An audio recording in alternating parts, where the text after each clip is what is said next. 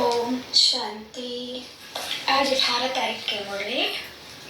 आज बाबा कहते, मीठे बच्चे, इन आंखों से जो कुछ देखते हो उसे भूलना है।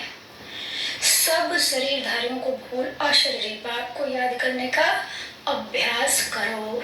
देखते हुए मत देखो, मतलब सब खत्म होना है तो किसी से देखेंगे तो लगाव। देखने का मतलब क्या है? देखना तो है, आंख थोड़ी ना फोड़ लेंगे, लेकिन उससे लगाव ना हो, ना लगाव हो ना कोई दुश्मनी हो, प्यार भी नहीं हो और दुश्मनी भी ना हो, तो हम अशरीरी बाबा को याद कर पाएंगे। और ये इस अभ्यास से हम शरीरधारियों को भी भूल कर हम आत्मिक स्थिति में होकर अशरीरी बन बाबा के साथ चले जाएंगे। आज प्रश्न बाबा पूछ रहे, तुम बच्चों का मुख ज्ञान से मीठा होता है, भक्ति से नहीं, क्यों? उत्तर, क्योंकि भक्ति में भगवान को सर्वव्यापी कह दिया है। सर्वव्यापी कहने से पाप और वर्षे की बात खत्म हो गई है, इसलिए वहां मुख मीठा नहीं हो सकता। कहाँ? भक्ति में।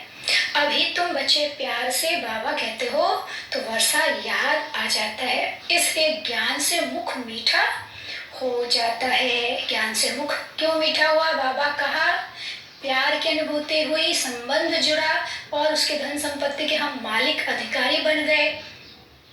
तो जब हम संपत्तिशाली हो जाएंगे, सुख समृद्धि सब हो जाएगा, तो मुख तो मीठा होगा ही ना, संपन्नता होगी तो इसलिए ज्ञान से मुख मीठा हो जाता है। दूसरा, भक्ति में खिलौने से खेलते आए हैं। क्या है? मिट्टी की मूर्ति बनाई, पूजा की, उसको जप तप किया, उसको जागृत किया, फिर उसको डुबो दिया, तो ये क्या है? खिलौने। बाबा कहता, ये है खिलौने से खेलना।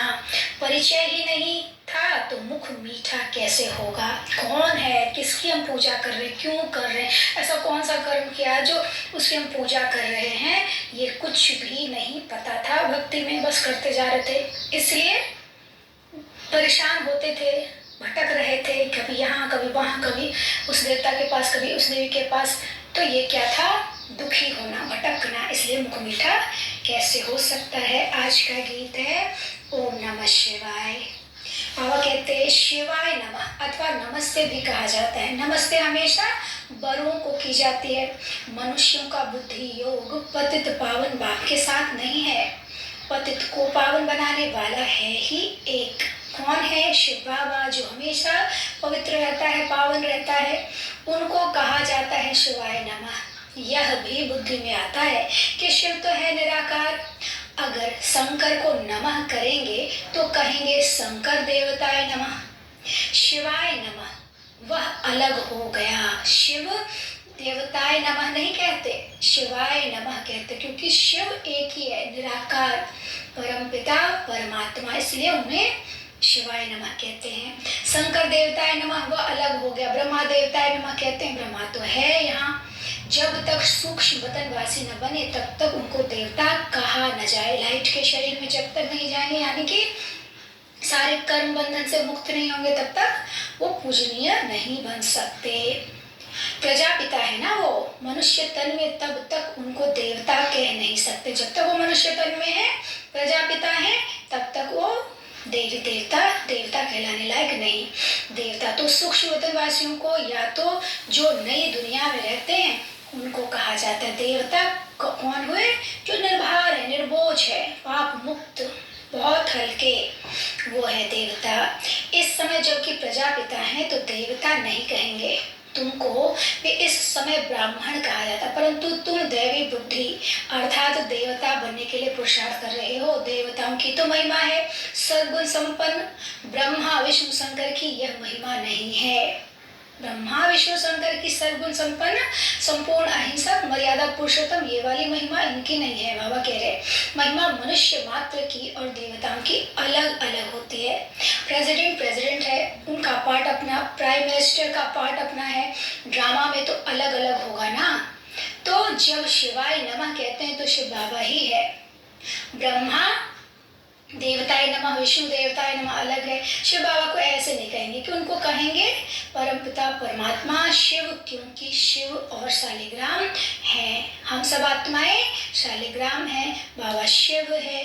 वह छोटे छोटे दिखाते हैं, वह बड़ा है, शिव बाबा को बड़ा दिखाते हैं।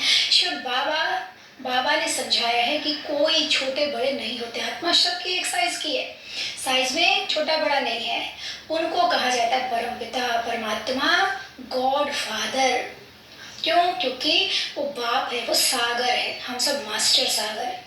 यह क्यों कहते हैं? बाबा पूछ रहे, आत्मा शालिग्राम शिव को बाबा कहती है, तो जरूर बाप से वर्षा मिलना चाहिए, क्योंकि वह है स्वर्ग का रचयिता। जरूर आदि सनातन देवी देवता धर्म की रचना परमपिता परमात्मा ने ही की होगी, और कोई कर ना सके। उस बाप को सर्वव्यापी कहने से वर्षा का नाम निशान गुम हो जाता है। कंकड़ पत्थर बित्तर टिक्कर में अगर कहेंगे तो हम दुखी क्यों हैं? भगवान हमारे हर समय साथ है, हर जगह है, तो हम दुखी क्यों? सबसे बड़ी बात।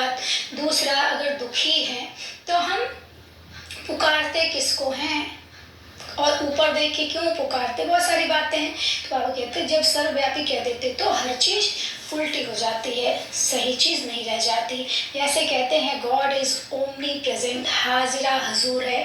कसम भी जो उठाते हैं वह झूठा कहते हैं। ईश्वर बाप को हाजिर नाजिर जान, बाप को जानते ही नहीं है। कसम उठाते, गीता पे हाथ रख के कहते हैं ईश्वर को हाजिर नाजिर जानकर कसम लो, तो हाजिर नाजिर है ही नहीं तो कैसे बोले? इस समय है, लेकिन वो भी किस रूप में? आत्मिक स्मृति के रूप में, वो भी ब्रह्मा के तन में। और हम हर जगह बोलेंगे वहाँ बाबा नहीं है। तुम बच्चे जानते हो अभी ईश्वर हाजिर है, बरोबर वह सुप्रीम सोल है, उनकी महिमा सबसे न्यारी है। एक तो निराकार है, उसका नाम शिव है, उसका जिस्मानी नाम कभी पड़ता नहीं है। बाकी सभी के नाम होते हैं, जिस्म के जन्म बाई जन्म शरीर के नाम बदलते रहते हैं। बाकी आत्मा आत्मा ही है, मनुष्य का नाम बदलता है। कहेंगे फलानी का पितृ अथवा श्राद्ध खिलाते हैं तो वह याद आता है। अब जिस्म तो उनका जल जाता है, बाकी रहती है आत्मा, तो आत्मा को खिलाते हैं पिलाते हैं। आत्मा को निर्लेप कह ना सके। बाप बैठ समझाते हैं जब कोई शरीर छोड़ते हैं तो शरीर तो खत्म हो गया ना, फिर किसको खिलाते हैं? भले खिलाएंगे आत्मा को तो भी शरीर में मोह रहता है। यहाँ बाबा कहते हैं कोई के शरीर के साथ मोह नहीं रखो, बिल्कुल नष्ट मोहा बनो। सब शरीरों को बुद्धि से निकालना है। अब इन आंखों से जो देखते हो वह भूलना है। बाप सिर्फ कहते मुझे याद करो, मेरा तो कोई शरीर नहीं है, इसलिए डिफिकल्टी होती है। शिव बाबा को याद करने में डिफिकल्टी क्यों होती है? क्योंकि उनको तो निराकार है, ज्योति बिंदु है, तो ज्योति बिंदु ठीक से हमको याद नहीं रहता। शरीर देखने की आदत है, इसलिए सगाई की अंगूठी पहनाते हैं ना। अब वह तो निराकार है, उसका कोई चित्र नहीं है, अंगूठी पहनाई जाती है कि निराकार शिव बाबा को याद करो। नई बात हो गई ना ये, जिसका शरीर नहीं है उसको हम अंगूठी पहना रहे।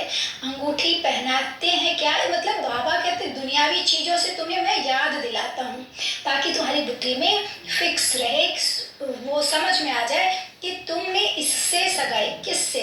उस परमात्मा से। वो निराकार ज्योति बिंदु है, इसलिए हमारी अंगूठी में बाबा का फोटो होता है।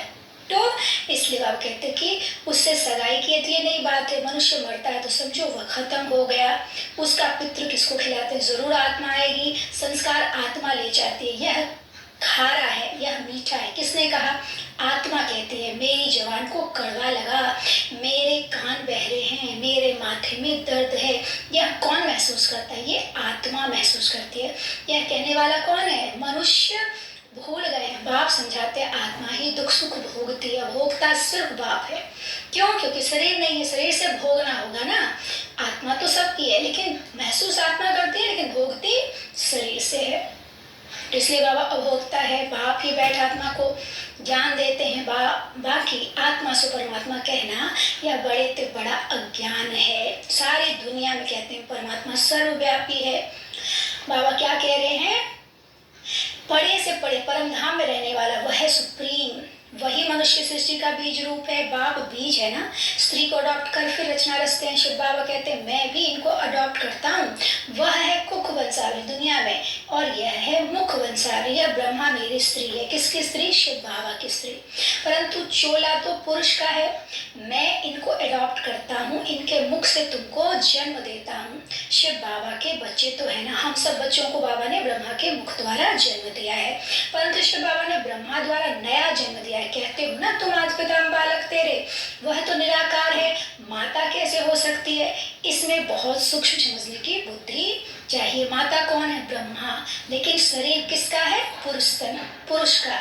मुख वंशावली ऐसे पुरुष तन में आकर बाबा हम सबको रचा, लेकिन पालना के लिए जगदम्बा मम्मा को बाबा नियुक्त करता है। जगदम्बा सरस्वती जिसको कहते हैं, वह तो ब्रह्मा की बेटी है।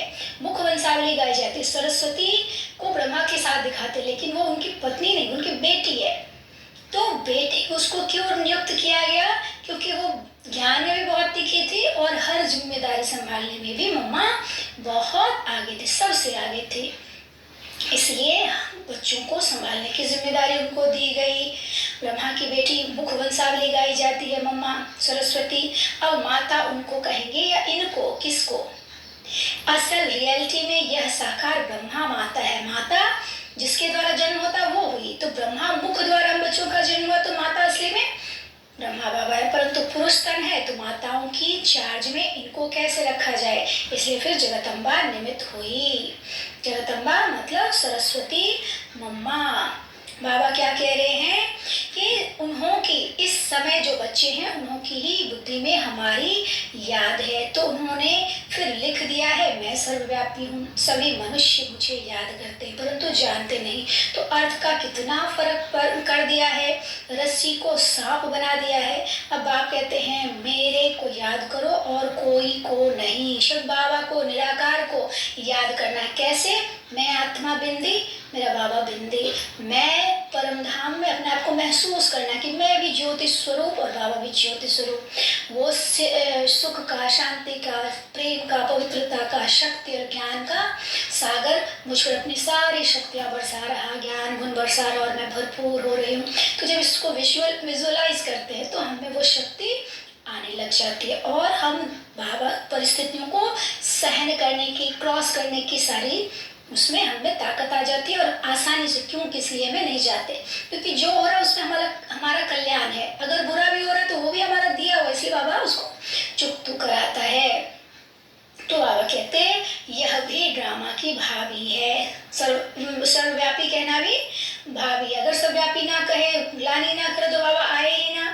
बाबा आए तब तो हमारी सदगति करके हमारे साथ ले जाएगा। बाबा कहते हर एक्ट जैसे बहू जो चल रहा वैसे ही सूट हो रहा है, अगला कल्प में ऐसे ही होगा, कुछ भी बदलेगा नहीं। ब्रह्मा के आगे प्रजापिता अक्षर जरूर लिखना पड़े, नहीं तो मनुष्य समझते नहीं है।